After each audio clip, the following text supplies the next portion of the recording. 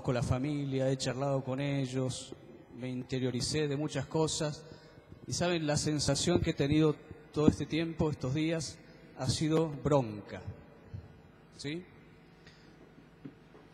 Y hace 3 años, el abuelo de Samuel, de mi hijo, vino a mi casa con un tango, y justamente ese tango se llama Bronca, ¿no? Y me acuerdo que nos hablaba de ese tango, y yo decía, en algún momento voy a utilizar este tango en un mensaje.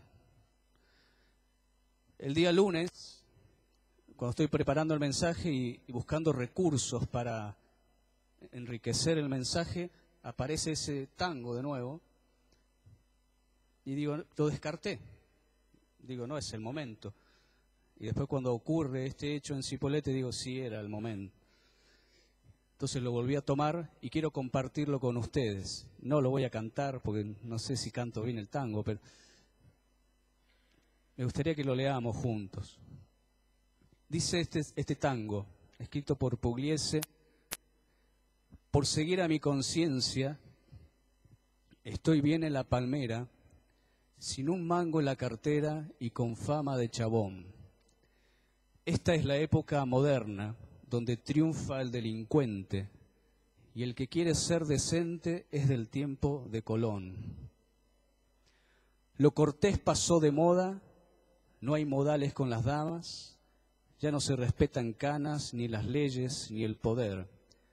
La decencia la tiraron al tacho de la basura, y el amor a la cultura, todo es grupo, puro blef. ¿Qué pasa en este país? ¿Qué pasa, mi Dios, que nos venimos tan abajo?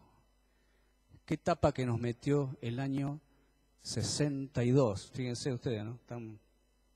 No avanzamos nada. ¿Qué pasa?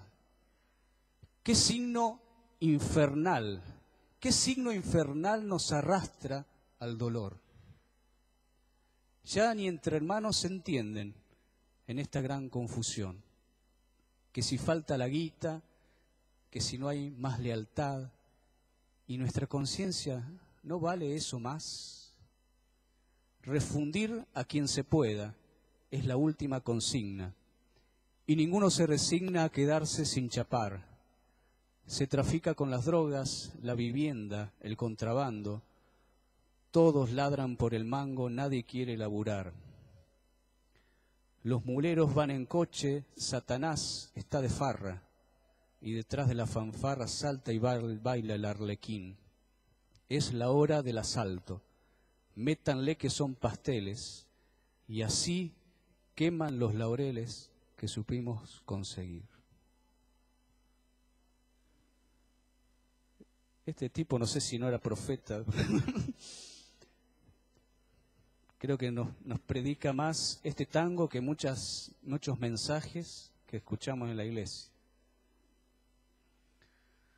Y esa fue la sensación que me ha llenado estos días, la bronca por lo que está pasando. Y también me uno a Diego, ¿no? La mea culpa, porque uno dice, o sea, tampoco es que toda la culpa está afuera, está en nosotros, ¿no? Está en mí. La palabra que quiero compartir se llama la fe de Dios.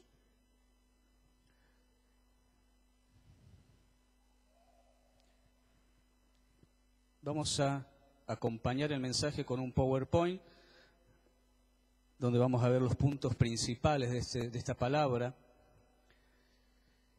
Y lo primero que quiero destacar es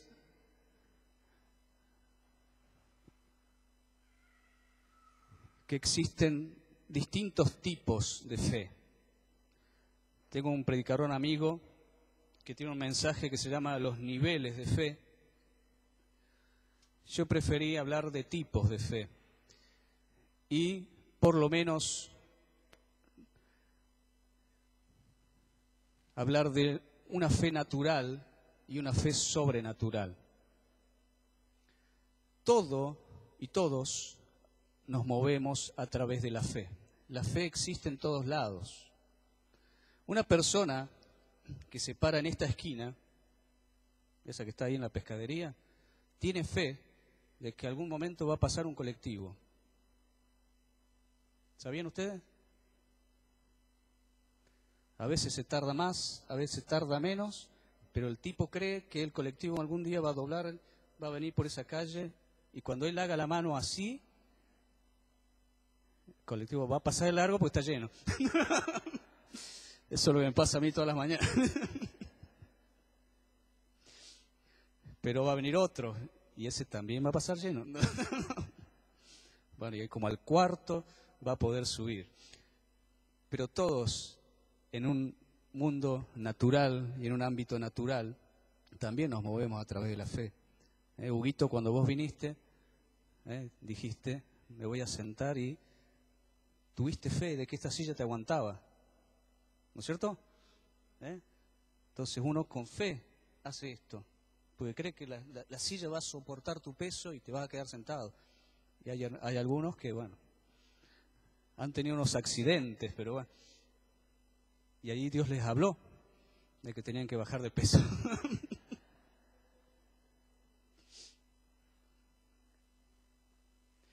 Dentro de la fe natural tenemos nosotros una fe que es positiva y una fe que es negativa. Hay personas que creen que todo va a salir mal, y eso también es fe. ¿Sí? Son personas negativas. Ellos creen que todo les va a salir mal. Y hay otras personas que son positivas y que creen, ¿no es cierto?, que las cosas van a andar bien. Pero aún así, sigue siendo fe natural. La fe de Dios es una fe sobrenatural y que está para otras cosas. Y eso es lo que vamos a tratar de trabajar en esta mañana. ¿Qué es la fe de Dios? ¿Cuál es nuestro desafío con respecto a la fe de Dios? Vamos a pasar al siguiente. Chelo. Ahí. La fe de Dios tiene efectos. La fe tiene efectos, ¿sí? Algunos de esos efectos son que crea expectativas. La fe crea expectativas. La fe moldea la mentalidad. Y la fe nos condiciona. Cuando uno tiene fe, se crea expectativas. Yo creo, supongo que hace una chica, empieza a gustarle un chico, ¿sí? Y ella cree que es para ella, ¿no es cierto? Y empieza a crear expectativas con respecto a ese chico. Y empieza a prepararse para conquistarlo. Y cuando lo conquista, quiere que sea el príncipe azul ese que ella soñó siempre. Y a veces la fe le falló, pero mal. No era ni príncipe ni era azul. Era el increíble Hulk. Le salió el monstruo de adentro y era verde. La fe moldea la mentalidad. Nuestra mente va a actuar de acuerdo a esa fe que yo tengo. Va a ser moldeada a mi capacidad de pensar, de proyectarme. Y la fe condiciona nuestra vida. Nuestras acciones, nuestros pensamientos, nuestras decisiones están afectadas por la fe. ¿Sí? De acuerdo a lo que yo crea, así voy a actuar. ¿Se entiende? Seguimos a la siguiente.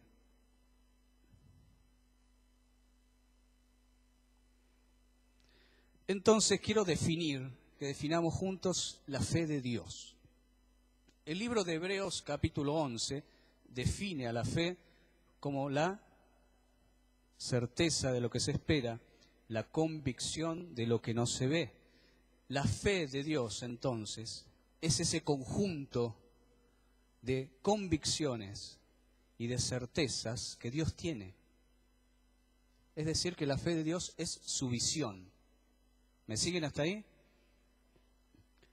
Entonces, nuestro gran desafío es que ese conjunto de convicciones y de certezas también sean las mías.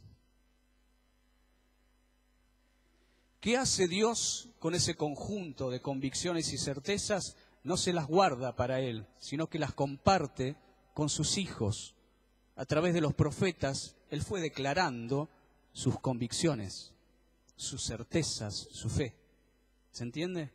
Aquellos que tomaron esa medida de fe, caminaron en esa palabra y vieron la gloria de Dios.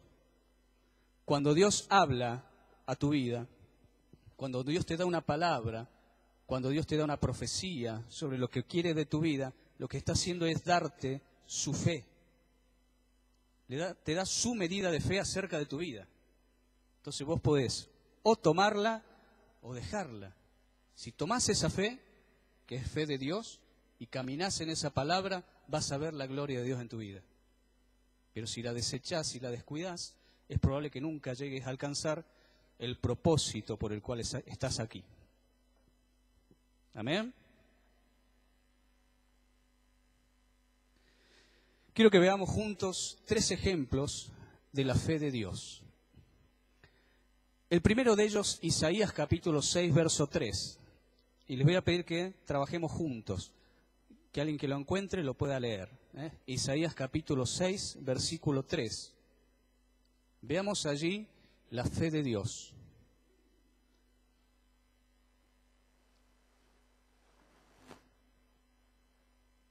El que lo encuentra se pone de pie y con voz de hombre, aunque sea mujer.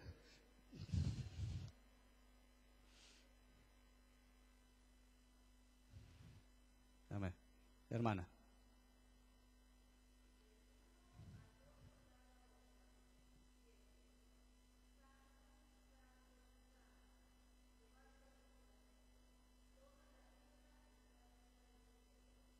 Bien, amén. Gracias, hermana.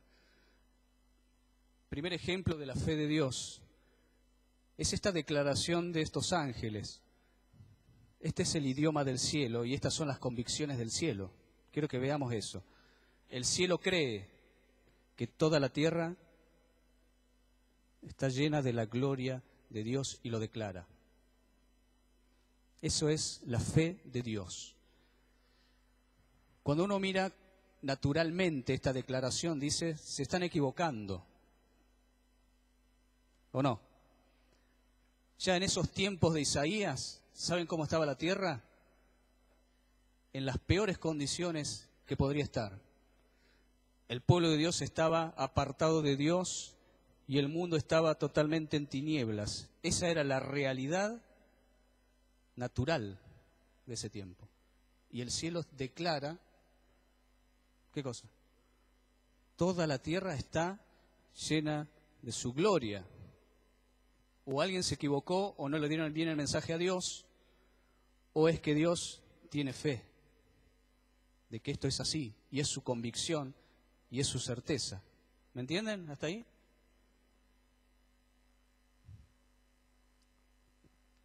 Segundo ejemplo de la fe de Dios. Primera de Samuel, capítulo 16, 11 y 12.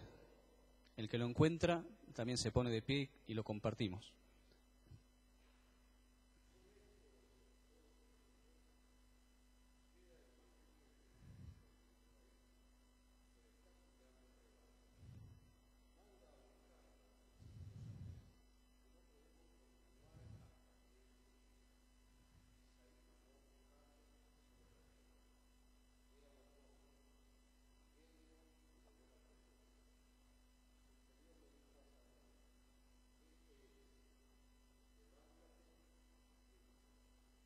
Amén. Quiero que veamos ahora, primero vimos la fe de Dios con respecto a la tierra. Esta es la fe de Dios con respecto a un hombre. Había muerto Saúl y Samuel estaba llorando por todos lados. Entonces Dios le dice, dejá de llorar porque ya me preparé otro rey. Quiero que vayas a la casa de Isaí y vas a ungir allí al nuevo rey. Cuando Samuel va, comienzan a desfilar todos los hijos de Isaí y a los ojos de Dios ninguno de ellos era el elegido, el indicado. Cuando ya parecía que todo había terminado y que Dios se había equivocado, porque en esa casa no estaba, entonces Samuel le pregunta a Isaí, ¿estos son todos?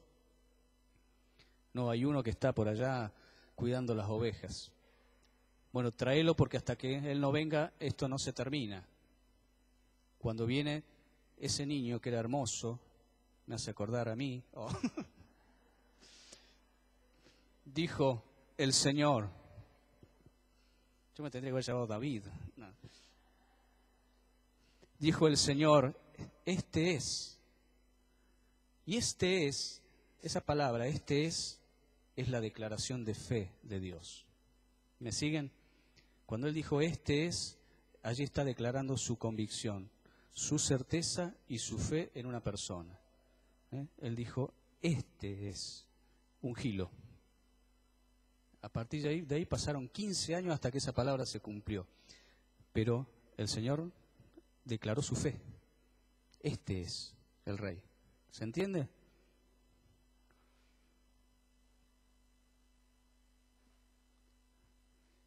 Y un tercer ejemplo, en Ezequiel capítulo 37. Es muy fuerte y me gustaría que le prestemos atención a la lectura. Ezequiel 37 del 1 al 14. Y la persona que lo va a leer, le voy a pedir que se acerque y lo lea en el micrófono. Así que necesito un súper valiente, tiene que ser este. Ezequiel 37 del 1 al 14.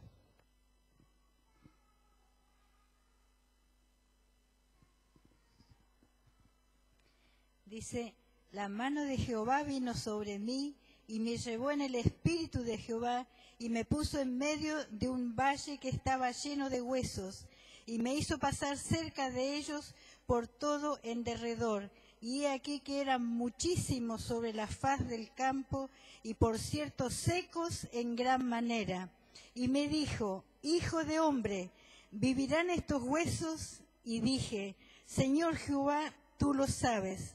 Me dijo entonces, profetiza a estos huesos y diles, huesos secos, oíd palabra de Jehová.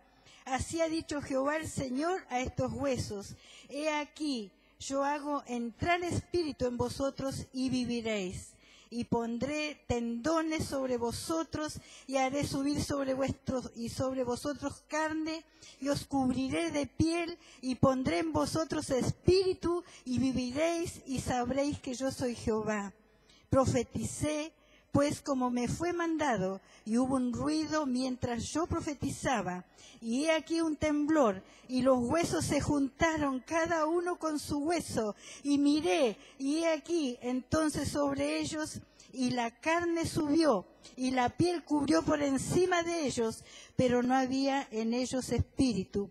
Y me dijo, profetiza al espíritu, profetiza, hijo de hombre, y di al espíritu, así ha dicho Jehová el Señor, espíritu, ven de los cuatro vientos y sopla estos muertos, y sopla sobre estos muertos y vivirán.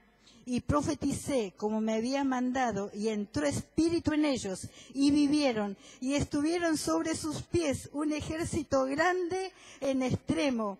Me dijo luego, hijo de hombre, todos estos huesos son la casa de Israel. Y he aquí ellos dicen, nuestros huesos se secaron, y pereció nuestra esperanza, y somos de todo destruidos. Por tanto profetiza y diles, así ha dicho Jehová el Señor, he aquí yo abro vuestros sepulcros, pueblo mío, y os haré subir de vuestras sepulturas, y traeré a la tierra de Israel, y sabréis que yo soy Jehová, cuando abro vuestro sepulcro, y os saque de vuestras sepulturas, pueblo mío, y pondré mi espíritu en vosotros, y viviréis, y os haré reposar sobre vuestra tierra, y sabréis que yo Jehová hablé y lo hice, dice Jehová. Amén y amén. Amén. Esta es una directa palabra de Dios, una profecía tremenda. ¿Pueden ver la fe de Dios ahí? ¿Qué situación más extrema? Una situación extrema, porque Dios coloca al profeta frente a un valle, o casualidad, en un valle, y de huesos secos en gran manera. Y Dios le pregunta, te hago una pregunta, a Ezequiel, ¿vos crees que estos huesos pueden llegar a vivir? ¿Saben qué? Muchos de nosotros, los que estamos acá, ni locos, diríamos. Sería tan difícil, imposible. Yo creo que el profeta no dijo nada ahí, ¿no? Dejó que Dios siguiera hablando, porque si decía, acá me metía la pata, ¿no? Y entonces el Señor declara su fe. Y Él dice, ¿sabes qué? Te voy a mostrar que sí se puede. Y empezá a profetizar. Empezá a decirle a los huesos. Y empezó el gran milagro. Yo creo que muchas cosas que nos ocurren en la vida se asemejan a estos huesos secos. Muchas circunstancias en las que estamos se asemejan a estos huesos secos. Y yo creo que la fe de Dios tiene que activarse en nuestra vida para declarar, para profetizar, para que el milagro se active en esos huesos. No te quedes callado. Empezá a bendecir a tu familia, a tu ser querido, a ese familiar que vos crees que nadie lo puede salvar. ¿Qué cantamos recién? Cristo puede. Empezá a declarar que esa situación que está trabada se va a destrabar. Empecemos a declarar en fe. Tomemos la fe de Dios y activémosla. Amén. Avancemos.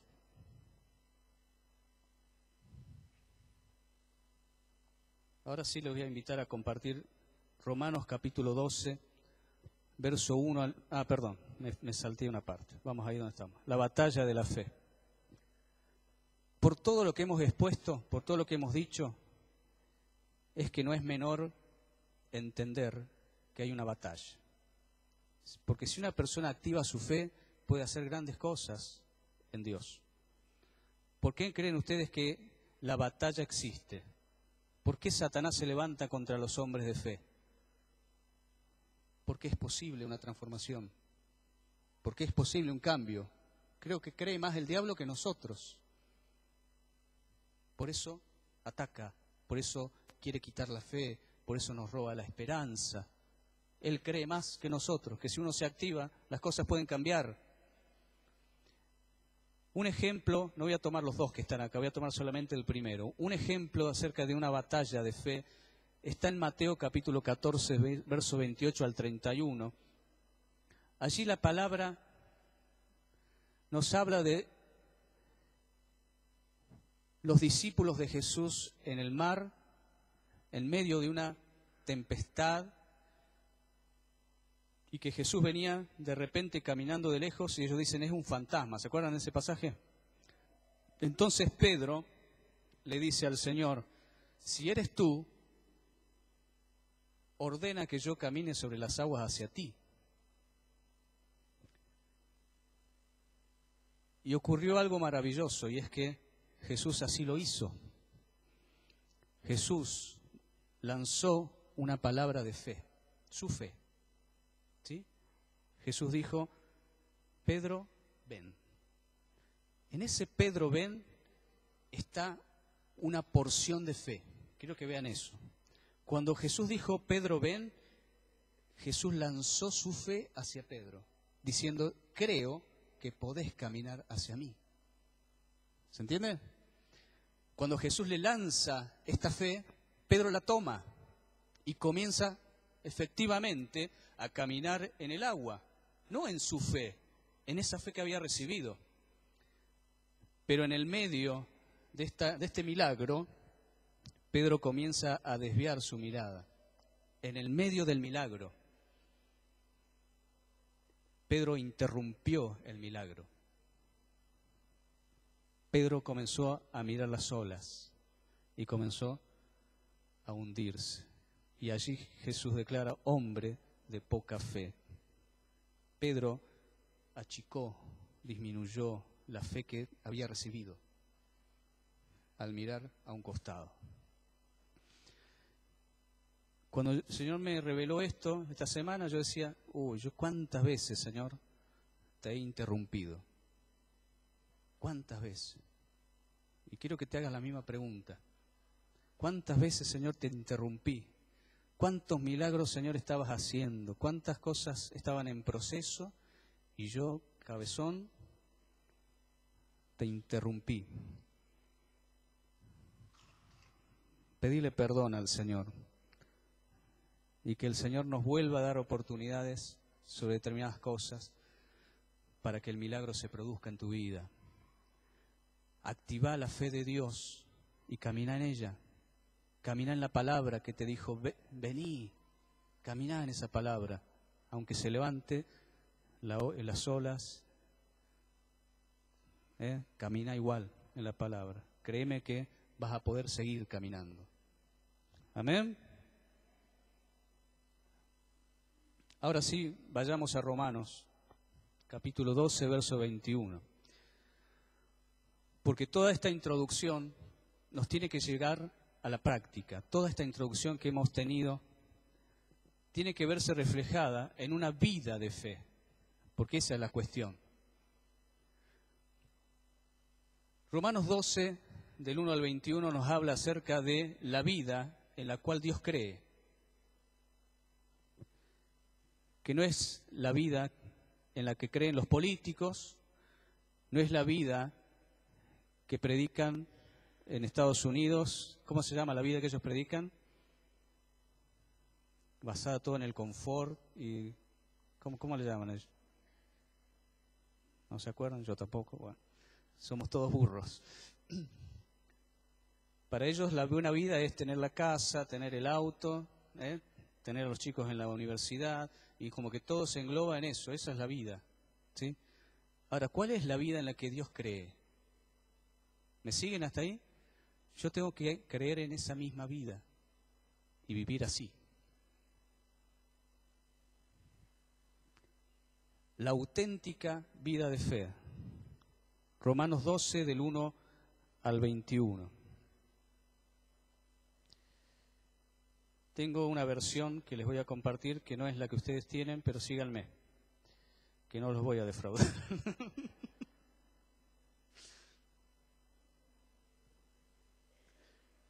Dice, verso 12:1. Me faltó, ¿no? Ese era Alfonsín. Por eso, hermanos, puesto que Dios nos ha mostrado tanta misericordia, les ruego que entreguen todo su ser como sacrificio vivo a Dios. Esa ofrenda que es su vida debe estar dedicada solamente a Dios para poder agradarle. Esta clase de adoración es la que realmente tiene sentido. No vivan según el modelo de este mundo. Mejor dejen que Dios transforme su vida con una nueva manera de pensar. Así podrán entender y aceptar lo que Dios quiere para ustedes y también lo que es bueno, perfecto y agradable a Él. Por favor, por el favor que Dios me ha mostrado, les pido que ninguno se crea mejor que los demás.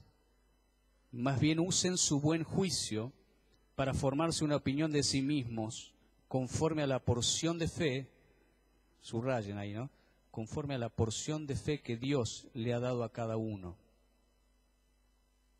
Todos tenemos un cuerpo formado por muchas partes y cada una tiene una función distinta. Así pasa con nosotros. Somos muchos, pero todos formamos un solo cuerpo en nuestra relación con Cristo. Como parte de ese cuerpo, cada uno pertenece a los demás. Pero Dios, en su generoso amor, le ha dado a cada uno dones diferentes. Si uno tiene el don de profecía, que lo use de acuerdo con la fe que tiene. El que recibió el don de servir, que se dedique a servir. El que recibió el don de enseñar, que se dedique a enseñar. El que recibió el don de animar a otros, que se dedique a animarlos. El que recibió el don de dar, hágalo con el sincero deseo de ayudar. El que recibió el don de dirigir, hágalo lo mejor posible. El que recibió el don de ser compasivo con otros, hágalo con alegría. Su amor debe ser real y sincero. Detesten el mal y apéguense solo al bien. Ténganse cariño unos a otros como hermanos. Den preferencia a los demás y respétense unos a otros.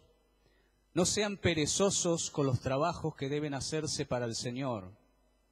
y hagan todo con entusiasmo. Alégrense en la esperanza, tengan paciencia en las dificultades y sean constantes en la oración. Cuiden a los necesitados que hay en el pueblo de Dios. Busquen y reciban en su casa a los que necesitan ayuda. Pidan que Dios bendiga a los que los tratan mal. Pidan bendiciones y no maldiciones para ellos. Alégrense con los que están alegres, lloren con los que lloran. Vivan en paz y armonía unos con otros. No sean orgullosos, sino amigos de los que la gente desprecia. No se crean mejores ni más sabios que los demás. No devuelvan mal por mal. Preocúpense por ganar el respeto de todos haciendo el bien. Traten de hacer lo posible para vivir en paz con los demás. Queridos, no traten de vengarse de alguien, sino esperen a que Dios castigue. Porque así está escrito: yo soy el que castiga, les daré el pago que merecen, dice el Señor. Y también, si tu enemigo tiene hambre, dale comida, si tiene sed, dale algo de beber. De esta manera le harás sentir vergüenza. No te dejes vencer por el mal, sino derrota el mal con el bien. Esto está para leerlo todos los días. Todos los días. No hay un cristiano que pueda dejar de leer esto todos los días, porque así hay que vivir. Y esto te lo vengo a decir de parte de Dios. Tenemos que empezar a vivir así. Porque nosotros vivimos sacándole cosas a la palabra. Vivimos ajustando la palabra a nuestras creencias, a nuestras convicciones, a lo que más nos gusta a nosotros o nos conviene a nosotros. Es un tiempo de tomar la palabra como está y aceptarla y cumplirla y obedecerla como fue dada. Porque esta es la fe de Dios. Si no, yo la distorsiono. Si yo cambio esta palabra, estoy distorsionando la fe de Dios y estoy caminando en otra cosa. Y la iglesia ha caminado muchos años en otra cosa. Muchas veces en revelaciones y palabritas, ¿sí?, que ni siquiera se ajustan con la palabra de Dios. Qué tremendo, qué triste. Romanos 12, del 1 al 21, tiene que ser tu texto de todos los días. Yo te lanzo ese desafío en esta mañana. ¿Cuántos lo aceptan, lo reciben? Amén. Hay 3 secciones que yo veo, y ustedes tienen el boletín, perdón, son como 5, que encierra este pasaje. La vida en la que Dios cree es una clase de vida en la que Dios derrama continua misericordia. Hasta ahí, todos digamos amén. Él cree en una vida en la que Él va derramando continua misericordia. Eso está bárbaro y yo lo quiero.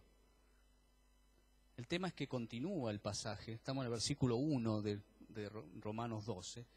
Y entonces Pablo dice que no solamente Dios va a continuar derramando misericordia, sino que nosotros tenemos que responder a esa misericordia con una entrega total. Y ahí se nos acabó el amén. Porque entonces te dice, tenés que dar tu vida en sacrificio vivo, santo, agradable a Dios, que es tu culto racional. Ahí se te acabó. Bueno, hay una que sí, gloria a Dios. La clase de vida en la que Dios cree es una vida en la que Dios revela su voluntad. ¿Cómo es su voluntad? Agradable y perfecta. Todo aquello que es bueno, agradable y perfecto para nosotros. Y nosotros respondemos ajustando nuestra voluntad a la voluntad de Dios. ¿Se entiende que es un ida y vuelta? No es que Dios tiene que hacer todo. La vida en la que Dios cree es una clase de vida en la que el hombre forma su concepto de sí mismo según la medida de fe divina recibida. es decir, que somos lo que Dios dice que somos. Esa es la vida en la que Él cree. Vos sos lo que Él dice que sos. ¿Cómo vivimos nosotros? A veces creyendo que somos lo que otros dicen, o lo que yo mismo creo de mí. Te equivocaste, me equivoqué. La vida en la que Dios cree es una clase de vida en la que cada uno cumple una función y lo hace con dedicación. Dice, el que va a hacer algo, hágalo bien. Si Dios te llamó a dar, tenés que hacer eso. Si Dios te llamó a profetizar, hacelo y hacelo bien. Si te llamó a servir, serví. Cada uno es importante y tiene una función, y esa es la vida en la que Dios cree. Jaime Barilco decía en uno de sus libros, nacimos siendo muchos, morimos siendo uno. Como dentro de la gama de las posibilidades, siempre terminamos tomando un solo camino, y muchas veces es el que otros dijeron que tenía que tomar. Yo quisiera decir la frase de otra manera, y es que nacimos siendo uno y morimos siendo otro. Le repito la frase, esta es mía. Nacimos siendo uno y morimos siendo otro.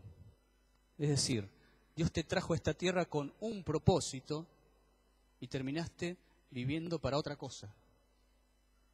¿Se entiende? Y no nos puede pasar. Se te está pasando la vida y no estás siendo la persona que Dios quiso que seas. ¿Se entiende?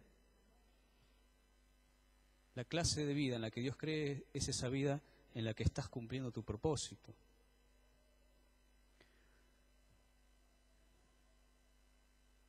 Y la clase de vida en la que Dios cree es una vida en la que el bien vence al mal. Y ahí es donde nos tiene que hacer un clic la cabeza y el corazón. ¿Por qué? Porque un pastor de esta iglesia me dijo el otro día, dice, estos son días de tinieblas. Y uno después tiene que decir sí, porque uno ve cómo está todo, agarra el diario, más o menos, agarra el diario y es todo pálida, ¿no?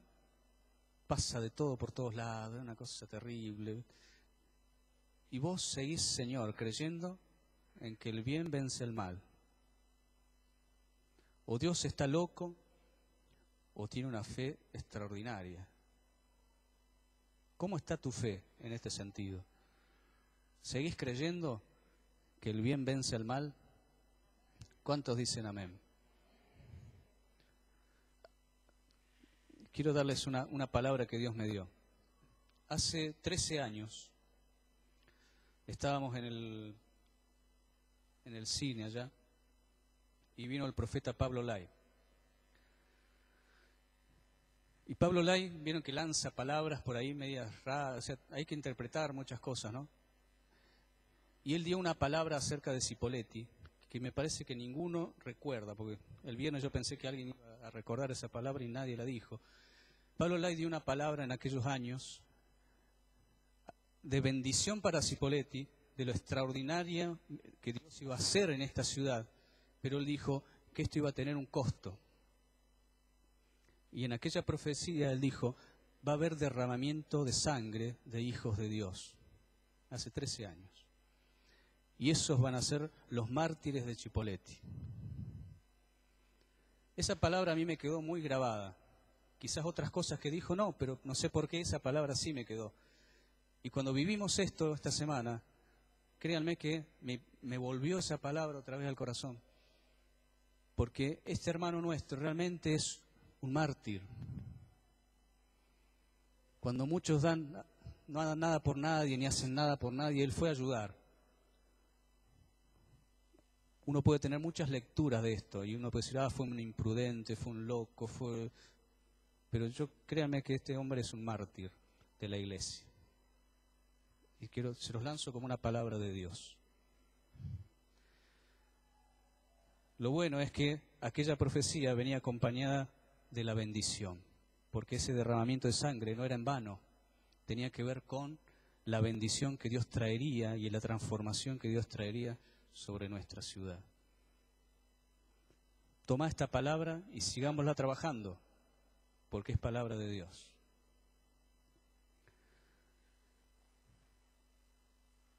Y yo quiero ir cerrando. Ustedes tienen ahí en el boletín toda una lista de cosas, ¿sí? Si ustedes abren el boletín, ¿vieron que hay un recuadro? Bueno, en el boletín no está con recuadro, está con una lista de cosas, ¿sí? Donde dice, amar real y sinceramente. ¿Me siguen ahí? Todo eso que está ahí tiene que ver con la serie de cosas que yo tengo que hacer para que realmente el bien venza al mal. Es decir, no basta con declararlo. Yo puedo vivir declarando el bien vence al mal, el bien vence al mal, y no hago nada, y el mal te va a pasar por arriba y no va a vencer nunca el bien.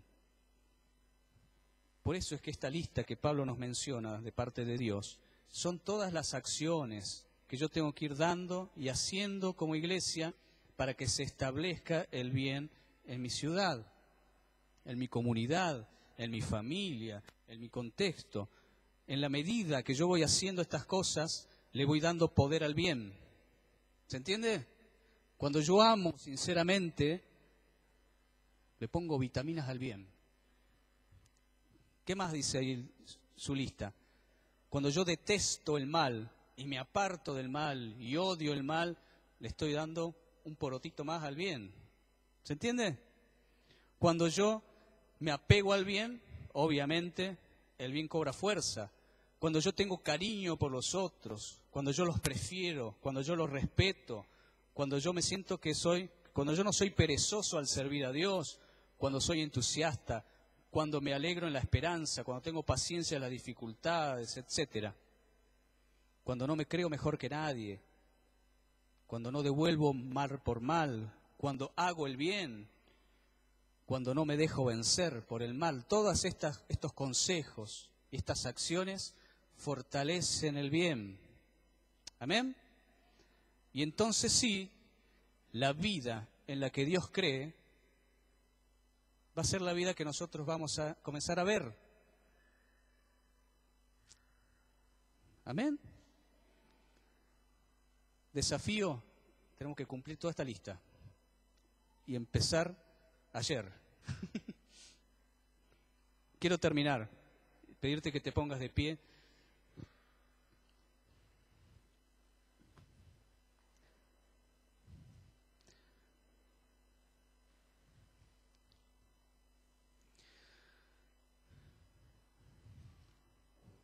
Cerra tus ojos y quiero lanzarte una palabra. En el Salmo 23,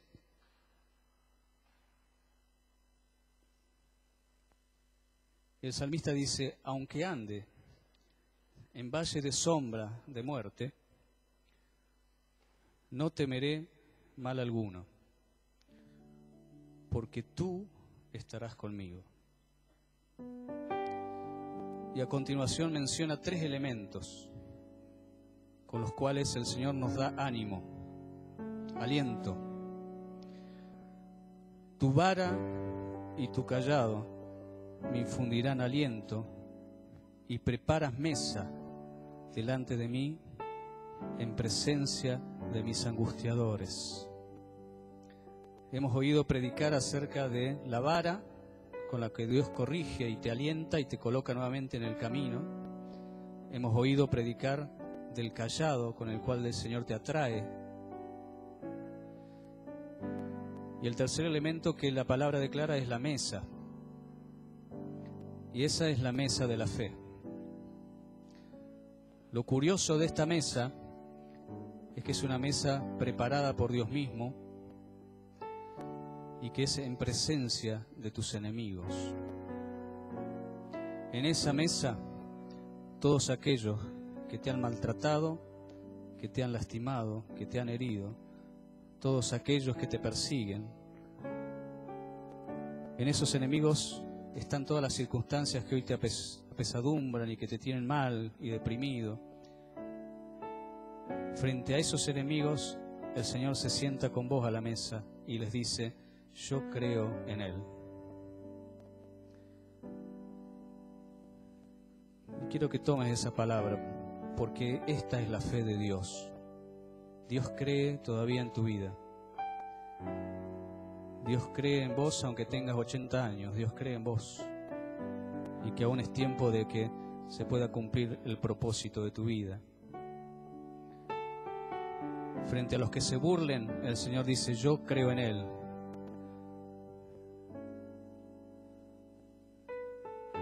Y cuando escuchamos esa voz de Dios, tenemos que decir: Señor, si vos crees en mí, entonces yo también voy a creer. A pesar de que muchas veces me he sentido que no sirvo, que no valgo, que no llego, que no voy a alcanzar ese propósito, pero si vos seguís declarando que crees en mí, quiere decir que hay esperanza. Quiere decir que se puede. Quiere decir que puedo ser un instrumento de paz, que puedo ser un instrumento de bendición, que puedo ser un instrumento en tus manos que transforme la ciudad. Gracias, gracias Señor por creer en mí. ¿Por qué no levantás tus manos y le decís al Señor: gracias? Gracias por creer en mí. ¿Cuánta gente hay que no cree en mí? Pero vos sí, Señor. Dale gloria, dale gloria, dale gloria al Señor. Señor, que tu fe se active en tu pueblo y esta tierra sea transformada. Que caminemos en tu palabra y en esa declaración tremenda de fe, Señor.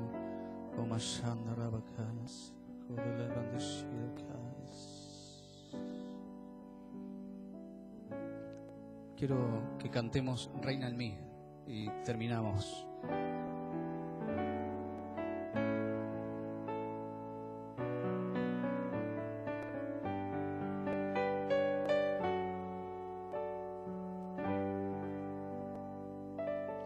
Quiero ser, Señor, una habitación donde tu presencia pueda descender y que mi corazón un trono pueda ser, donde tú te sientes reinando con poder.